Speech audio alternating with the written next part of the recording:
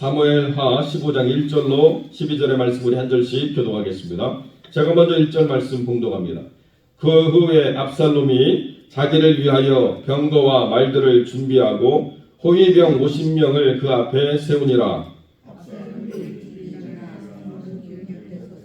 어떤 사람이든지 송사가 있어 왕에게 재판을 청하올 때에 그 사람을 불러 이르되 너는 어느 성읍 사람이냐 하니 그 사람의 대답이 종은 이스라엘 아버지파에 속하였나이다 하면 압살롬이 그에게 이르기를 보라 내 일이 옳고 바르다마는 내 송사를 들을 사람을 왕께서 세우지 아니하셨다 하고 또 압살롬이 이르기를 내가 이 땅에서 재판관이다 누구든지 송사나 재판할 일이 있어 내게로 오는 자에게 내가 정의 베풀기를 원하노라 하고 사람이 가까이 와서 그에게 절하려 하면 압살롬이 손을 펴서 그 사람을 붙들고 그에게 입을 맞추니 이스라엘 모든 왕께 재판을 청하러 오는 자들마다 압살롬의 행함이 이와 같았습니다. 이스라엘 사람의 마음을 압살롬이 훔치니라. 4년 만에 압살롬이 왕께 아뢰되 내가 여호와께 서원한 것이 있사오니 청하건대 내가 헤브론에 가서 그 서원을 이루게 하소서. 당신의 종이 아람 구솔에 있을 때 서원하기를 만일 여호와께서 반드시 나를 예루살렘으로 돌아가게 하시면 내가 여호와를 섬기리이다 하셨다. 왕이 그에게 이르되 평안히 가라 하니 그가 일어나 헤브론으로 가니라. 이 압살롬이 정탐을 이스라엘 모든 지파 가운데 두 번에 이르기를 너희는 나팔 소리를 듣거든 곧 말하기를 압살롬이 헤브론에서 왕이 되었다라 하니라. 그때 청함을 받은 200명이 압살롬과 함께 예루살렘에서부터 헤브론으로 내려갔으니 그들은 압살롬이 꾸민 그 모든 일을 알지 못하고 그저 따라가기만 한 사람들이라. 제사 드릴 때에 압살롬이 사람을 보내 다윗의 모사 길로 사람 아히도벨을 그의 성읍 길로에서 청하여 온지라. 반역하는 일이 커가매 압살롬에게로 돌아오는 백성이 많아지니라. 아멘. 본문의 말씀을 가지고 아들이 보여준 왕의 모습이라는 제목으로 이 말씀을 함께 나누겠습니다. 여기 1절부터 4절, 5절까지 보여주고 있는 이 압살롬의 모습은 압살롬이 다윗에게 기대했던 왕의 모습입니다. 정의를 실현하는 왕, 억울하고 답답한 문제를 풀어주고 그 마음의 상함을 치유해주는 왕, 그리고 내게 와서 나를 붙들고 나에게 거룩한 입맞춤으로 내 사람이다, 내 백성이다, 내게 주신 양이다 라고 하는 것을 하나님의 그 은혜를 풀어주는 선한 이스라엘의 목자로 들어서는 이런 것들이 내가 기대했던 왕이다 라고 압살롬이 보여지고 있는 이 모든 과정이 아주 그냥 소리치듯이 우리에게 보여주고 있는 것이죠. 자기를 위하여 병거와 말들을 준비하고 호위병 50명을 그 앞에 세워서 어떤 사람들이 성문으로 들어가든지 그것을 주목하고 바라보게 하셨습니다. 그러니까 사람들이 예루살렘 성에 와서 억울하고 답답한 일을 다윗에게 청하든지 아니면 자기 일로 오든지 간에 저 사람이 왜 저렇게 준비되어져서 저 성문 앞에 서서 사람들을 만나고 있는가를 주목하게 될 수밖에 없는 것이죠.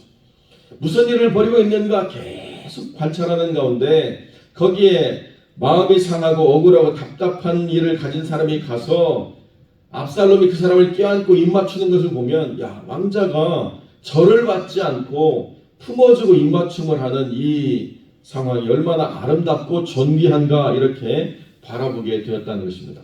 저 사람이 왕이 된다라고 한다면 우리를 계속 그렇게 이끌어줄 것이다라고 하는 생각을 갖게 만들었다는 거죠. 그런 다음에 온 사람들에게 어떤 마음을 집어넣습니까?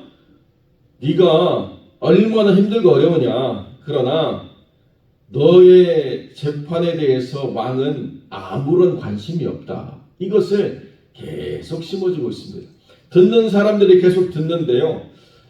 이 정도 되면 4년 가까이 되면 적어도 왕도 무언가 이 문제에 개입해서 압살롬에게 그만하고 이제 왕의 재판관이 나서서 이 문제를 해결하겠다 이렇게 개입을 해야 되는데 계속 다윗은 방치예요. 방치.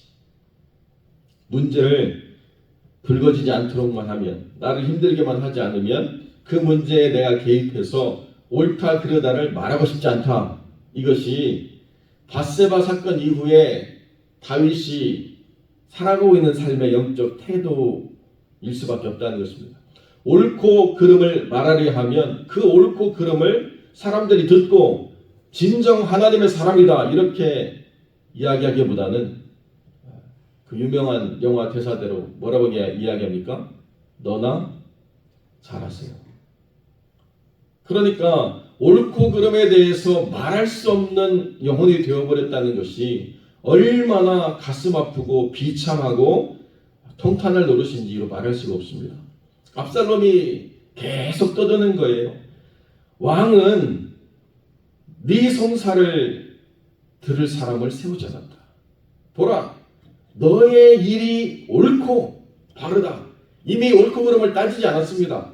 그 사람의 마음을 지지해주고 그 사람의 입장에서 이 문제를 바라보겠다라고 이미 선언하고 시작하는 거예요. 내 일이 옳고 바른 일이다. 그러나 왕은 너에 대해서 아무런 관심이 없다. 왕은 나처럼 정의를 세우고 싶어하는 사람이 더 이상 아니다. 이것을 4년 내내 계속 그 앞에서 지속해 왔다는 것입니다. 여러분, 원래 다윗에게 함께한 사람이 누굽니까? 사무엘상 22장에 보면 다윗이 도망가가지고 아둘람이라고 하는 곳에 숨을 수밖에 없는 상황이 되었을 때 다윗과 함께한 400명이 어떤 사람이었느냐? 환난을 당한 자, 마음이 원통한 자, 다 다윗과 함께하는 사람들이었습니다. 그러니까 다윗이 왕으로 기름 부음 받아서 이제 사울과 대립하면서 어떻게 처음을 시작했느냐? 환난을 당한 자와 원통한 자의 마음을 품고 그들과 하나됨으로 왕이 되는 첫 사역이 시작이 됐습니다. 그것을 압살롬이 재현하는 거예요. 광야에서 재현하지 않았지만은 이미 압살롬은 자기 마음이 광야이기 때문에 자기와 같은 사람들을 끌어모으면 얼마든지 왕이 될 거라고 생각을 한 것 같습니다. 그래서요, 그 앞에 나온 사람들 절하려고 할 때 절을 받지 않고 내가 너를 위해서 이 자리를 준비했고 내가 너를 위로하고 너를 세워주고 싶어서 이 자리에 나왔다라고 하는 것을 적극적으로 표현해 줍니다. 절을 받아야 될 사람이 붙들고 허그하고 유대의 형제의 방식으로 입맞춰주고 품어주고, 여러분 송사를 듣기 전에 문제가 끝난 거 아닙니까? 이 압살롬이라고 하는 왕자는 정말 백성을 사랑하는구나, 정말 내 편이구나, 이제 정말 내 문제 속 시원히 해결되겠구나, 어떤 변론을 듣기도 전에 이미 마음이 다 풀어져 있는 거죠.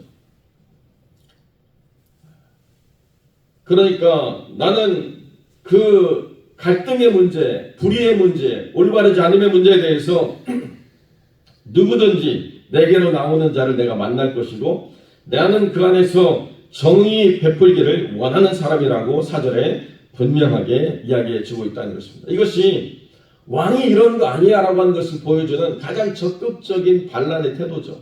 왜 다윗은 침묵하고 있고 왜 다윗은 백성의 삶에 개입하지 않고 있고 이제 더 이상 싸울 일도 없고 더 이상 반역도 없고 더 이상 갈등도 없으니까 왕궁에 거하면서 더 이상 백성들의 삶을 돌보지 않느냐라고 하는 무언의 시위를 계속 보여주고 있다는 것입니다. 그리고 난 다음에 이스라엘 사람들의 마음을 충분히 훔치고 나서 압살롬이 왕에게 말합니다. 하나님께 서원한 것이 있기 때문에 어디로 간다고요? 헤브론으로 간다고요. 다윗이 어디에서 유다 사람들의 임금으로 세움을 입었습니까? 헤브론이죠. 사울이 죽고 난 다음에 헤브론에서 왕이라고 선포를 했습니다. 그것을 압살롬이 똑같이 따라가는 거예요. 이제 압살롬이 헤브론으로 가서 때가 되었을 때 각 도시에 전령을 보내가지고 나팔을 불고 외치되 뭐라고 외치느냐? 압살롬이 헤브론에서 왕이 되었다라고 외치도록 사람을 다 12지파에 보냈다는 것이죠. 그리고 분별하지 못하는 사람들, 깨닫지 못하는 사람들, 그냥 좋은 게 좋은 것인 사람들, 압살롬과 같이 헤브론 관광 간 것처럼 따라갔던 200명이 그냥 압살롬의 사람이 원하든 원하지 않든 되어버렸다는 것입니다. 변명의 기회조차 주지 않고 그냥 압살롬을 왕으로 옹립하기 위해서 내려간 200명이 되어버리고 말았다는 것이고요. 거기에 가장 강력한 다윗의 책사였던 아히도벨을 초청해서 데리고 왔습니다. 이것이 아들이 보여준 왕의 모습이라는 거죠. 왕이란 이런 존재였다. 당신이 이런 사람이었는데 지금 당신이 어떻게 하고 있는가를 봐라. 압살롬이 진짜 멋진 내가 왕이 되어주겠다. 당신이 못했던 그런 모습들 내가 증명하고 보여주고 이끌어주겠다. 얼마나 열심히 준비했는지 눈으로 보입니다. 여러분, 그런데요, 여기에 누가 동의하지 않으시죠? 하나님이 동의하지 않으십니다. 아무리 불의하고 모자라고 아무리 분노의 대상으로서 지적할 많은 것들이 있다 하더라도 하나님이 다윗에게 기름 부은 자를 해하지 말라고 하신 그 뜻을 좇아서 평생 하나님의 권위를 세우고 그 뜻에 매여 살았던 다윗의 모습이 압살롬에게는 없다는 것이죠. 옳다는 것을 지적하고 바르게 행동할 것을 선포하고 실제적으로 내 몸으로 올바름에 대해서 보여주는 삶이 있으면 그 사람은 옳은 사람입니까? 우리가 쉽게 간구하는 것이 바로 여기 있습니다.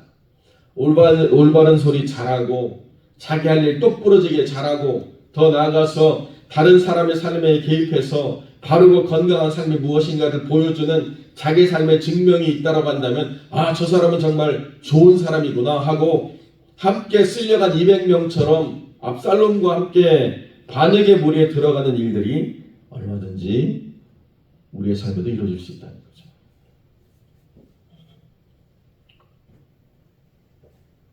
사랑하는 성도 여러분, 그렇기 때문에 깨어있다라고 하는 것이 얼마나 중요한 일인가를 우리가 더 깊이 생각하게 됩니다.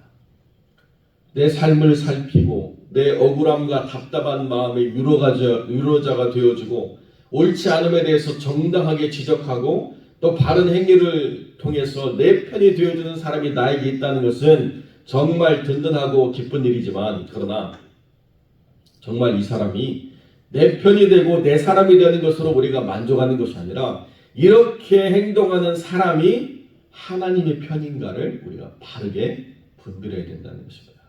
아무리 옳은 소리를 하고 아무리 바른 행동을 보여주고 아무리 우리를 잘 이끌어주는 것 같아도 역사가 지나고 나면 그 안에 감추어진 의도가 무엇인가를 분별하지 못하고 따라간 사람들이 큰 낭패를 겪는 경우가 있게 된다는 것이죠. 여러분, 목사의 딸로서 동서독이 나누어질 때 얼마든지 서독에 가서 편안한 삶을 살 수 있었지만 동독을 변화시키겠다는 그런 사명감으로 남았던 그 목사의 딸로서 자란 여자가 있습니다. 독일의 총리가 되었고 최장수 독일 총리로 독일을 잘 이끌었던 여자가 있죠. 메르켈이라는 총리요. 메르켈의 시대에 독일이 유럽의 맹주였습니다. 영국이 벌써 뒷전으로 물러났고 항상 1등이 되려고 했던 프랑스를 누르고 독일이 1등이었습니다. 사람들이 메르켈이 이야기하면 다 신뢰를 해줬습니다. 그런데요, 지금 가장 비판받는 수상이 누굽니까? 메르켈이에요. 너무 살기가 힘들어졌거든요. 원자력 다 없애버리고 천연가스 러시아 거 유지하고 아무런 문제가 없이 우리 살아갈 거다. 그때 괜찮았습니다. 왜냐하면 환경이 변화되지 않았기 때문에 그 독일에는요, 에어컨도 없어요. 창문 열어놓으면 서늘한 바람 들어오고 뭐 이렇게 연료를 많이 떼거나 또 쿨링 다운 해가지고 에어컨을 틀거나 이런 시스템이 아니었는데요. 기후변화가 심해지고 연료 소모가 많아지니까요. 가장 비싼 전기료를 어디서 냈느냐? 독일에서 내요. 가장 비싼 가스값 독일이에요. 그러니까 그때는 옳았는데 시간이 지나고 나니까 그게 옳은 게 아니에요. 그때는 국민을 위한 줄 알았는데 나중에 시간이 지나고 나니까 못 살겠다. 그런데 지금 독일의 총리가 뭐라고 이야기하느냐? 지금 원전을 다 폐쇄한 거를 개발하는 비용이나 다시 원전을 짓는 비용이나 똑같이 들었다. 그러니까 어떻게 할 수 없다. 지금 이 상황을 빨리 개선을 해야 할 수가 없는 상황이다. 그래서 유럽의 지도자 3명 추대해가지고 상 주는 자리에 우크라이나 대통령 또 뭐 다른 대통령 또 메르켈 총리 3명 올라갔는데요. 그 메르켈 총리 호명하는 순간에 사람들이 환호하고 박수 안 치고 야유하고 비난해가지고 또 뉴스에 나왔더라고요. 지금은 옳다고 하고 지금은 내 사람이라고 하고 지금은 내 마음 알아주는 사람, 내 원통함을 풀어주는 사람이라고 하지만 그 사람이 하나님의 사람인가? 그 사람이 하나님의 뜻을 분별하고 있는가는 나에게 잘하는 것과 별개의 것이라는 거죠. 그렇기 때문에 여러분 우리가 실패할 수밖에 없는 개혁군주의 그 시작과 그 흐름을 우리가 다 살피면서 아무리 옳고 아무리 바름을 보여준다 하더라도 하나님과 함께 하자는 사람을 우리가 경계해야 될 이유가 있다는 것이고요. 다윗이 지금 저렇게 성에 갇혀 앉아서 아무것도 하지 않고 있는 모습이 올바르지는 않지만 그러나 그럼에도 불구하고 다윗이 몸부림치면서 하나님과 동행하려고 한다고 한다면 그 삶에 함께하는 것이 하나님을 믿고 따르는 삶의 모습이다. 이것이 우리가 생각해야 될 신앙의 가장 중요한 부분이라는 것입니다. 사랑하는 성도 여러분, 눈으로 보이는 것에 우리가 현혹되지 말아야 됩니다. 우리의 마음을 기쁘게 하고 만족을 주는 것이 하나님의 뜻이라고 우리가 쉽게 포용해서는 안 되는 것이죠. 비록 우리의 눈에 차지 않고 우리의 뜻에 비추어 볼 때 부족하고 모자람이 보인다 하더라도 하나님과 동행하는 삶을 살아내려고 애쓰는 사람을 우리가 품고 함께하는 것이 중요하다. 이것이 오늘 이 아침에 우리가 살아가는 삶의 원칙이 되도록 우리가 항상 기억하고 깨어있는 하나님의 사람들이 되시기를 주님의 이름으로 간절히 축원드립니다.